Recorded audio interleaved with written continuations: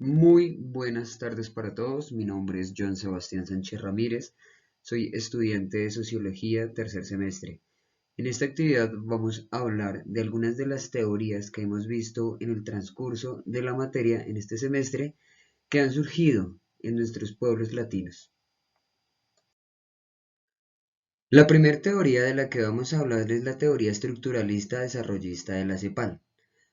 Es muy importante recalcar el inicio de la CEPAL, Comisión Económica para América Latina y el Caribe, con su desarrollo teórico que ha ayudado en gran parte con la evolución y el renacimiento de América Latina, sus pueblos, sus culturas y sus gentes. Esta maravillosa comisión nace el 25 de febrero de 1948, la cual inicia sus labores el mismo año.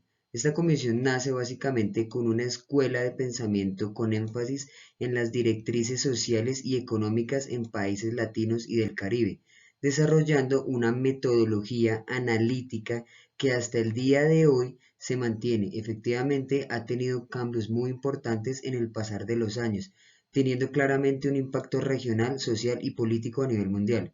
Uno de los puntos más importantes de la forma en la cual la CEPAL analiza cómo las instituciones, por su historia, se ven enmarcadas en dificultades que frenan claramente la evolución de países en vía de desarrollo, pero igualmente nos muestra otro método de evolución que no tiene nada que ver con los países centralizados.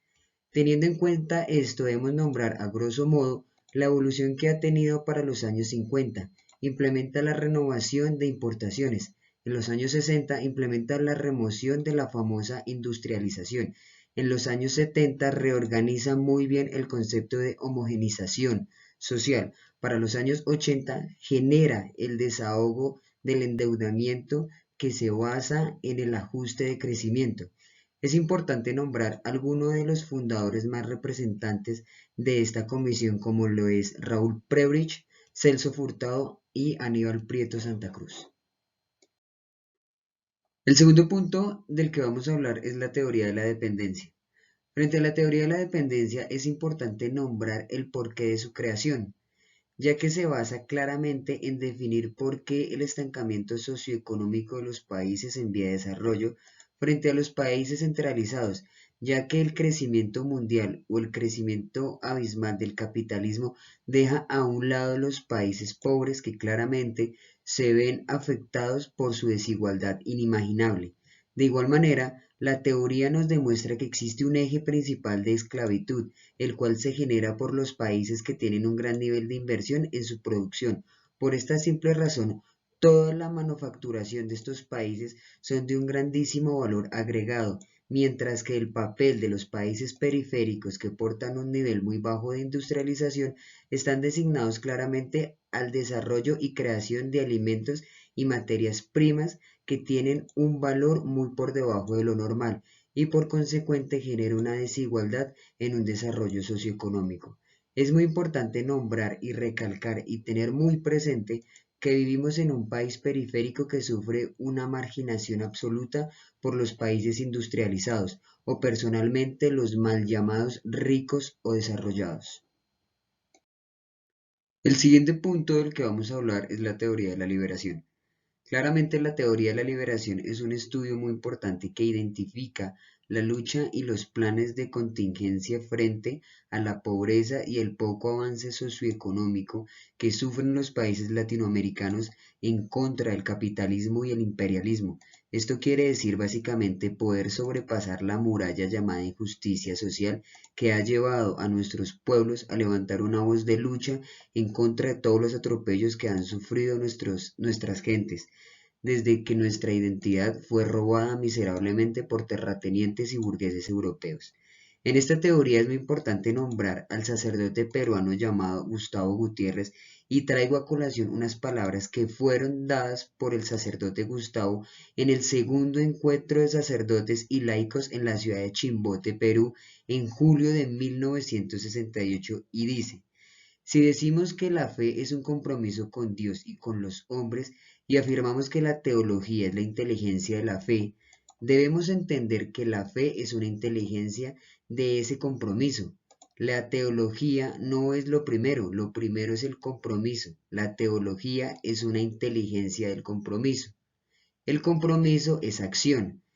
Teología de liberación quiere decir establecer la relación que existe entre la emancipación del hombre en lo social, político y económico y en el reino de Dios. El siguiente tema que vamos a abarcar es la teoría del desarrollo y subdesarrollo. Es fundamental aclarar en rasgos generales que define desarrollo y subdesarrollo. El desarrollo claramente es un país con altos niveles de vida y por supuesto un alto nivel de progreso socioeconómico, político y social, con un ingreso abrumador per cápita y por ende un avance humano en todas las dimensiones, mientras que un país subdesarrollado muestra claramente un nivel muy bajo en desarrollo humano, político y socioeconómico, ya sea por su pobreza absoluta o en este caso Colombia por las pésimas administraciones que se han encargado de vender y reducir la calidad de vida de su pueblo, simplemente por decisiones burocráticas que defienden al rico y dejan de lado lo más importante llamado pueblo, que conforma la gran mayoría de mano de obra de esta nación y de las naciones latinoamericanas. Especialmente me gustaría hacer énfasis en el subdesarrollo, ya que es el problema más grande que viene viviendo nuestros pueblos latinos, que lastimosamente desde hace muchos años vamos alando un lastre llamado deuda externa, que mantiene esta nación llena de esclavitud y miseria. De igual manera, también existe un rol en nuestros administradores llamado corrupción, donde prima el enriquecimiento de las arcas de los grandes magnates, donde la educación, la salud y el bienestar de toda una comunidad es lo más insignificante para estos terratenientes, dueños de nuestras tierras y nuestros recursos. Pero es allí donde debemos como sociólogos y personas críticas afrontar y dar solución inmediata a todas las barbaries que cometen los administradores de esta nación y de las naciones latinas en general. De igual manera, no podemos culparlos de todos los problemas que tenemos como país subdesarrollado, ya que gracias a nuestras malas decisiones y nuestra falta de cultura hemos entregado al país en un conjunto de burócratas que solo necesitan y solo desean el poder. El siguiente tema que vamos a abarcar es la teoría de la revolución. El contexto latinoamericano se encuentra permeado por múltiples condiciones sociales, las cuales agudizan su situación en términos económicos, políticos, culturales, los cuales han deteriorado la calidad de vida de sus habitantes. En este sentido se puede hablar de pobreza, marginalización, olvido del Estado y otros tópicos que minimizan el sentido de identidad y autonomía de las gentes. En un sentido de levantamiento y voz de lucha, surgen movimientos sociales que buscan modificar su contexto, buscando así escenarios que les permitan la validación y fortalecimiento de sus valores e identidad. Claro ejemplo de esto son los amplios números de revoluciones que han tenido lugar en esta parte del continente, hablando de México, Cuba y Nicaragua, las cuales han sido dirigidas por regímenes políticos opresores y han tenido amplia intervención de Estados Unidos y cuyas condiciones en materia económica, social y política se encontraban subordinadas al capital extranjero.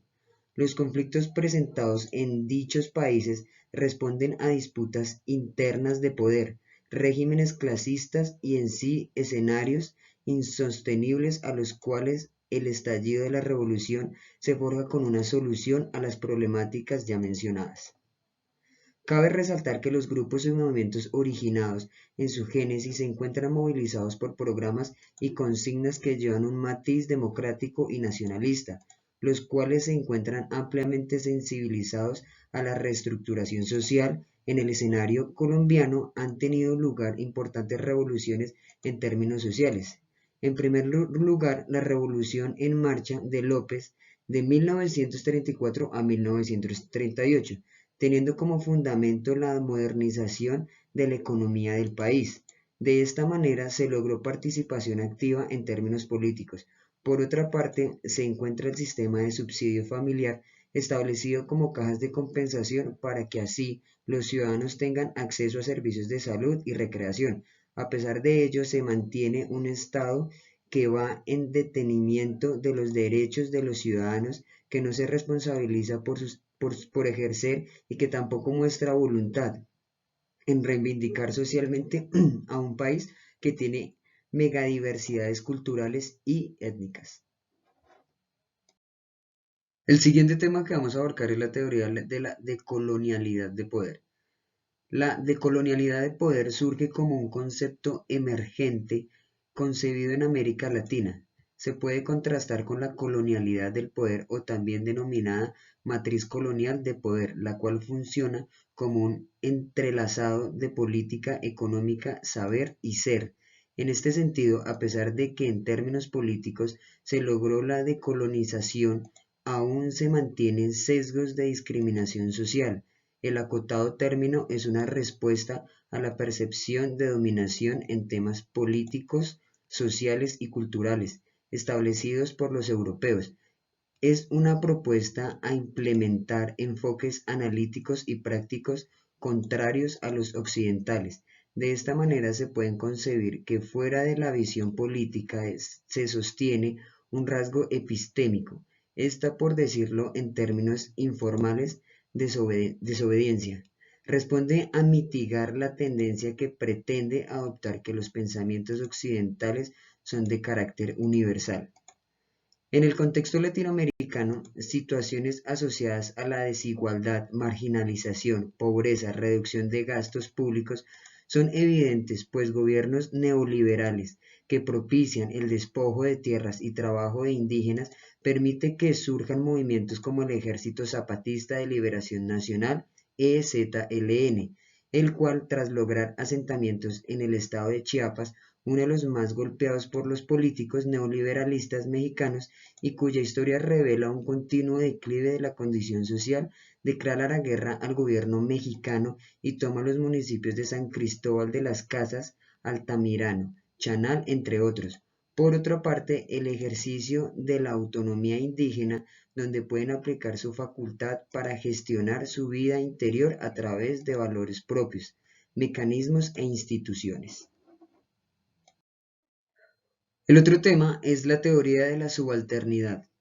Por muchos años nuestra América Latina ha tenido un sinnúmero de cambios y transformaciones, entre las más destacadas iniciadas por la independencia, tomadas de estas revoluciones sociales y un sinnúmero de acontecimientos que fueron protagonizados por nuestros pueblos latinos, en donde evidentemente todo nace cuando nuestros aborígenes se sublevan a otros personajes supuestamente superiores, ya que los lugares donde se encuentran los aborígenes era un espacio óptimo de desigualdad. Para tener más claridad de esta comunidad oprimida, les bautizaron como grupos subalternos, ya que hace parte de los grupos marginalizados. Uno de los factores más importantes que dio pie para esta teoría y los hechos que vendrían después sería gracias al capitalismo que dañó y oprimió más de estas gentes, las cuales sus derechos no valían nada, y peor aún, se inicia la instauración de la globalización, que genera una secuela en nuestros aborígenes llamados desplazamiento. La subalternidad en América Latina se ha visto más marcada en nuestros países, en especial los cuales son Colombia, Ecuador, México, Perú y Bolivia. Hablamos de estos países en especial ya que los niveles de población como los indígenas, aborígenes y personal rural son bastantes y a comparación de otros países latinoamericanos. Y es allí donde nace el problema, no la aceptación y no a la libertad de expresión y la poca importancia que le dan a estas maravillosas culturas llenas de conocimiento ancestral y lindas costumbres. La última teoría de la que vamos a hablar es la teoría de estudios culturales. Las primeras luces de esta teoría se dan con Frank Raymond Lewis, quien a través de la obra Civilización de Masas y Culturas Minoritarias, publicada en 1930, construye un alegato donde busca proteger alumnos de la cultura comercial. Busca a través de la escuela proponer valores literarios a través de herramientas como el análisis textual, investigación del sentido y valores culturales. Richard Hogarth publica en 1957 La cultura del pobre, donde adula las formas de cultura tradicional de la clase obrera, quienes se mantienen ante la cultura difundida por los medios de las masas. Raymond Williams publica en 1958 Cultura y Sociedad, En esta elabora una crítica a la segregación que existe entre los términos culturales y sociedad. El término cultural lo asocia a un estilo de vida. Por otra parte, las artes, saber, son relacionadas al descubrimiento y esfuerzos del creador. En la segunda parte de la actividad tenemos una lectura sobre Escobar y tenemos 4 preguntas. La primera pregunta es, ¿cuál es el papel del lugar y de la naturaleza en el debate sociológico latinoamericano? ¿Por qué debe estar en el centro del quehacer político y de las comunidades? Explique su respuesta. El debate sociológico latinoamericano comprende múltiples escenarios de la complejidad y diversidad de las comunidades que allí surgen. Por lo anterior, el papel que desempeña el lugar comprende un proceso continuo de construcción, enraizamiento, desenvolvimiento de estilos de vida. En un sentido profundo, se traduce en más que una localización especial. Comprende un cierto sentido de apego y desarrollo cultural que enriquece la región. Debido a ello, se puede considerar el lugar como la cultura, lo local, la cual se encuentra enriquecida por múltiples prácticas, conocimientos que son considerados locales, pero que permiten analizar en qué medida se pueden hablar de globalización a través de otras vías. En este sentido, el lugar puede ser tratado como un eje central de temáticas como el desarrollo de medio ambiente, cultura. Por otra parte, permite identificar en qué medida se pueden conformar ideas asociadas a la construcción de identidades, conocimientos y políticas. Esta última se podría ver permeada por conocimientos y experiencias de la comunidad, las cuales podrían contribuir en la creación de políticas ambientadas en áreas como la sustentabilidad, desarrollo relacionado al no capitalismo, entre otros. Para dar respuesta a la segunda pregunta, el sentido enfático en aspectos como la identidad, el territorio, la autonomía política y la propia visión de desarrollo fortalecen la necesidad de visibilizar las lógicas locales, ya que éstas permiten una construcción de redes al interior de la región.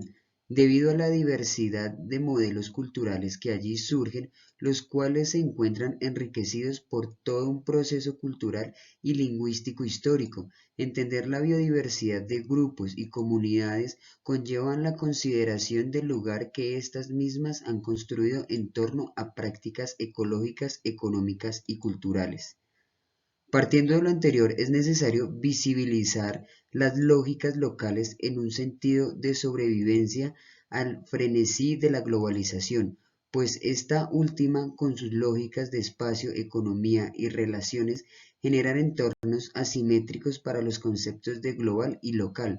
Por lo mismo, se debe lograr un viraje que posibilite insertar terminología social y conceptual a dicha asimetría. Dando respuesta a la pregunta número 3, la participación de actores locales de forma activa en ambientes políticos, económicos y sociales facilitan la liberación de imaginarios concebidos por culturas dominantes cuyo eje consiste en el dominio del capital y la modernidad. En este sentido, emplear conocimientos, técnicas y saber locales, es decir, la cultura local en un contexto de reconcepción y reconstrucción del mundo, haría favorablemente la posibilidad de idear estructuras económicas que son consideradas débiles por parte del capitalismo, es decir, economías tradicionales, economías socialistas, entre otras. No se puede hablar de un sentido antagónico de la globalización, pues a pesar de que esta última ha representado la muerte para múltiples formas de economía, si se logra encaminar bajo el concepto de desarrollo, se podría facilitar la construcción de senderos que positivamente impacten la conformación de ideas, procesos y estructuras que faciliten la concepción de escenarios que permitan replantear el mundo bajo las culturas lógicas, económicas y culturas ecológicas. Esta última entendida como la sinapsis entre experiencias, conocimientos, la cual permite una posterior conexión entre la naturaleza y la experiencia. Para dar respuesta a la última pregunta, profundizar en temáticas como la identidad y autonomía del ser permiten en la formación de sociólogos idear nuevas estructuras de pensamiento, más en un contexto como el latinoamericano, el cual sin duda aporta una visión aguda en términos sociales. Debido a la complejidad del entorno, se logra identificar en qué medida es necesario adoptar nuevas categorías teóricas las cuales permitan incursionar de forma objetiva y positiva en el contexto social del país, en un sentido de autonomía. La continua realimentación de saberes, conocimientos y experiencias permiten al sociólogo permanecer de forma activa en relación a su entorno, generando así la formación de postura crítica que le facilita entender la importancia de su rol en la sociedad, permitiendo así procesos de evaluación y análisis del contexto al cual pertenece. Con esto finalizamos. Espero el tema sea entendido por ustedes. De igual manera, le agradezco muchísimo a la profesora Camila Torres por su dedicación y su tiempo prestado. Muchísimas gracias.